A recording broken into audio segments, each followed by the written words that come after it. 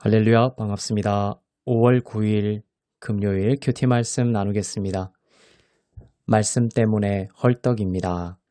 시편 119편 129절에서 144절 말씀입니다.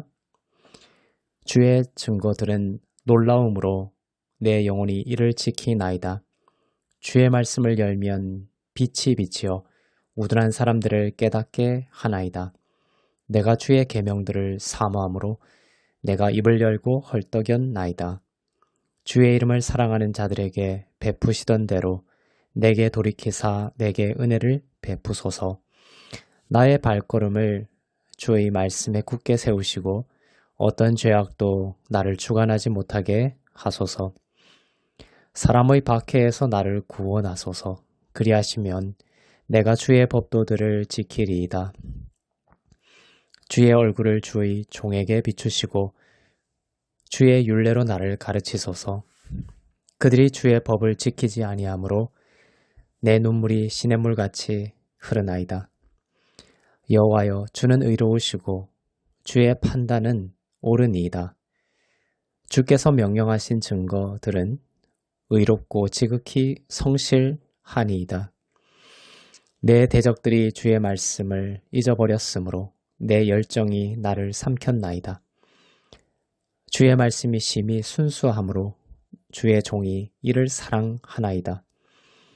내가 미천하여 멸시를 당하나 주의 법도를 잊지 아니하였나이다. 주의 의는 영원한 의요 주의 율법은 진리로소이다. 환난과 우환이 내게 미쳤으나 주의 계명은 나의 즐거움이니이다. 주의 증거들은 영원히 의로우시니 나로 하여금 깨닫게 하사 살게 하소서. 아멘. 세상에서 가장 아름답고 밝은 빛은 어디에 있을까요? 오늘 본문은 130절에서 가장 아름답고 밝은 빛은 말씀에서 흘러나오는 빛임을 알려주고 있습니다. 130절을 보겠습니다. 주의 말씀을 열면 빛이 비치어 우둔한 사람들을 깨닫게 하나이다.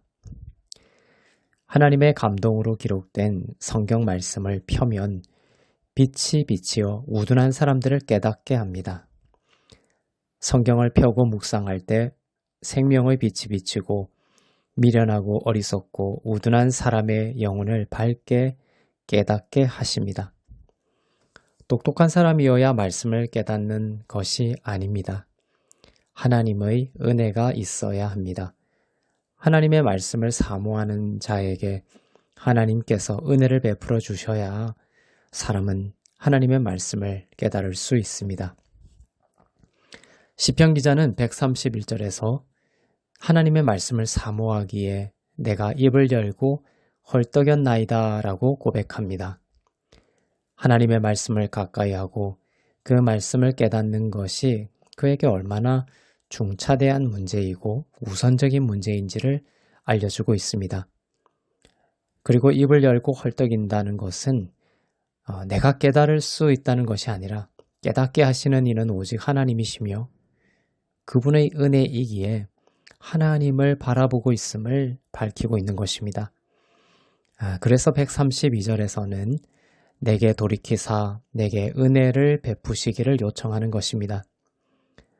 저도 매일 큐티를 준비하고 설교를 준비하면서 제일 처음 느끼는 것은 나의 우둔함입니다.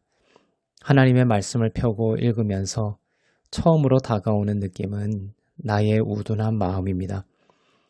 불가능을 항상 먼저 깨닫습니다. 그래서 항상 말씀을 준비할 때 광야를 지나듯 나의 우둔함이 발각되는 고통의 시간이 먼저 있습니다. 그러나 고통 중에서도 그것이 고통이 되지 않는 이유는 하나님의 은혜를 바라며 사모하는 마음으로 그 말씀 앞에 잠잠히 묵상하다 보면 언제나 하나님께서는 130절 말씀과 같이 빛을 비추어 주시고 우둔한 나를 깨닫게 하시는 것을 알기 때문입니다. 때로는 깨닫지 못하고 일주일이 다 되어 갈 때도 있고 어떤 말씀은 몇 년이 걸리기도 합니다. 그러나 하나님께서 그분의 시간표에 따라 깨달음의 은혜를 반드시 베풀어 주신다는 것을 압니다. 그래서 깨닫지 못하는 시간에도 맡겨드리며 즐거이 하나님의 말씀 안에 있습니다.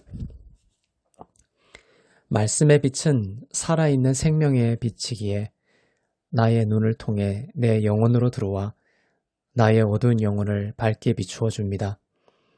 내 안에 육신의 생각과 마음이 있고 육신의 정욕이 올라오기도 하지만 말씀의 빛이 내 영혼을 밝고 환하게 비추면 돌을 들추었을 때 그 아래의 벌레들이 빛을 피해 달아나듯 어둡고 우둔한 생각과 마음도 그렇게 달아나고 빛 앞에 잠잠해지는 것을 경험합니다.